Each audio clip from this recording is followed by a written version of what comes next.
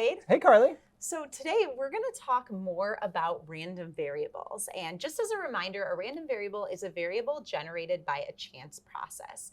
And we're going to talk about two very specific type of random variables. So the first one is actually called a Bernoulli random variable.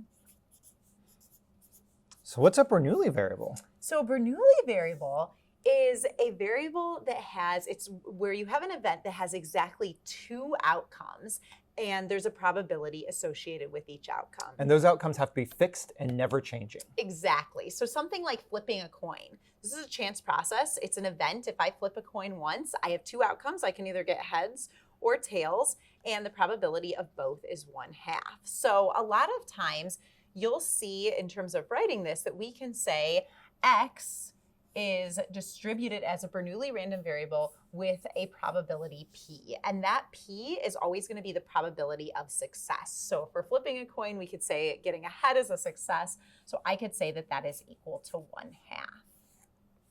So a lot of variables have these two outcomes. Like, Wade, can you think of another example of a Bernoulli random variable? So I see a dice that happens to have a 6 on the top. So yeah. I'm wondering, can we represent a dice roll that getting a 6 as a Bernoulli? Exactly. We could say that if I roll this die once and the success is getting a 6, I can say, I'll call this one Y. Y is also a Bernoulli random variable, random variable, where the probability of success of getting a 6 would be what? 1 out of 6. 1 out of 6. Yep, and so this is gonna come in handy. The second type of random variable that I wanna talk about is actually called a binomial random variable.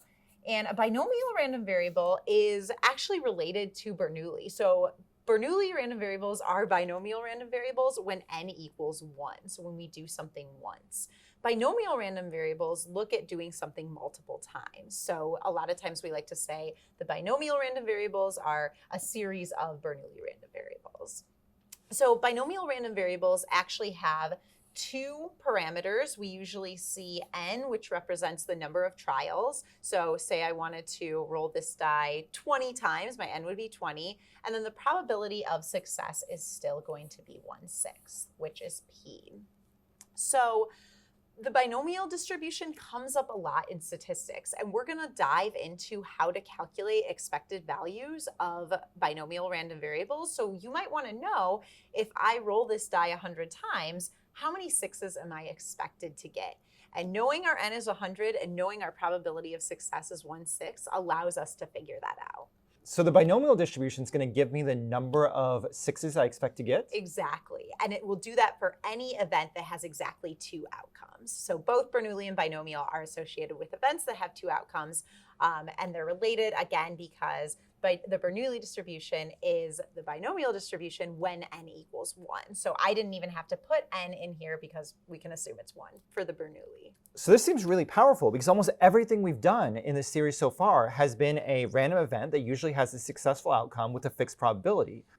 So we can think about these variables in a more mathematical way? Exactly. So we've seen a lot of these binomial Bernoulli random variables throughout this series. We're just kind of giving it a formal name, and we're going to look at the calculations of the expected value of these variables. Amazing. Can't wait to start nerding out.